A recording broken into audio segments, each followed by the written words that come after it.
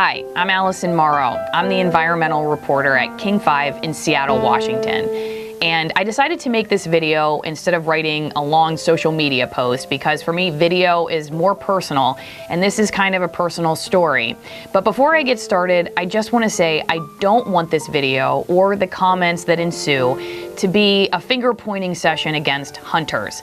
Hunters can be some of the most important conservationists in an area, and I just want this video to be about Cinder, a bear I met several years ago, and a bear who really did change my life. It all starts back in 2014 with the Carlton Complex fire, one of the worst fires in Washington state history.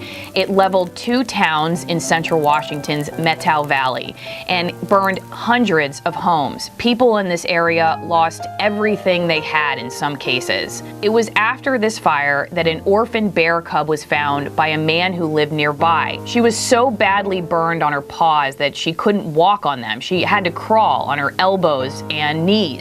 Of course, this person could have just said, well, I have more going on. I mean, the towns around there had burned to the ground. But instead, he stopped and decided to help this bear. He did what he could, and so did a huge group of other people. A whole team of complete strangers that decided to band together to help this bear that had no other chance but them. A volunteer pilot took Cinder to burn treatment in California, where she recovered against all odds. And then she spent some time in a rehab for black bears, where she grew bigger and continued to heal from her wounds, and even met her new friend, Kaulana.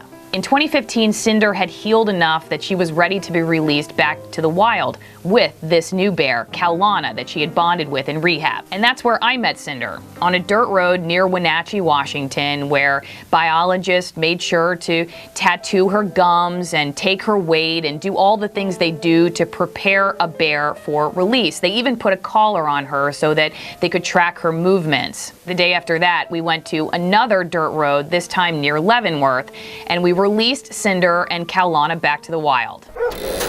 Here they come! It was an incredible experience to see these 2 bears run free. I remember Kaulana looking back at us wondering what is going on here, and then sort of running off. And then I'll never forget, after Cinder sprinted off down the road, she stopped for a second and looked back at us. I'm sure in large part because she couldn't really figure out what was going on and what all the commotion was about. But for us, it was kind of like she stopped to say her last goodbye. And that was the last time that I saw Cinder. Over the years, we got picture updates of Cinder as biologists tracked her whereabouts, and she was getting close to 5 years old, which is the age when black bears usually start reproducing. So there was a lot of hope that Cinder would find a mate and have her own cubs. Unfortunately, in October of 2017, Cinder's collar stopped transmitting a signal. Biologists thought that maybe it was because she was hibernating for the winter, but it turns out that Cinder was shot and killed by a hunter. When I found out that Cinder was dead, of course I was sad. I've been telling Cinder's story for several years, and when I tell the stories of another, I really do try to see the world through their eyes, put myself in their shoes, or in this case, their paws. It requires empathy, and you can't have empathy without some feeling. It may seem kind of silly to care about one bear when there are 20,000 black bears in Washington state, but you gotta remember that for a lot of people, Cinder was more than just a bear. She was a symbol of hope, and for a lot of people in the Methow Valley, she was a symbol of overcoming great challenges, especially for all of those people who lost everything they owned in that fire that nearly killed Cinder. The rehab that helped finish up Cinder's recovery, Idaho Black Bear Rehab, even posted on Facebook that our tribute to Cinder is to never forget her, to thank her for showing us how to heal in the worst of times, and for her courage and fight to survive, to live free again. But you know, Cinder actually taught me something else.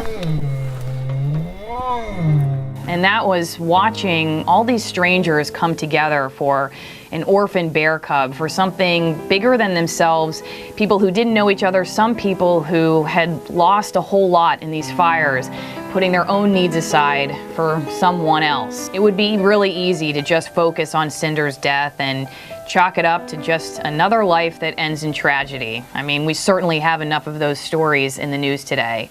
But the reason I made this video is because I hope that the legacy of Cinder is one that reminds us that there are still very good people in this world who want to do whatever they can to help those in need.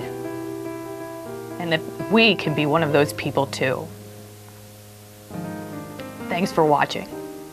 See you next time.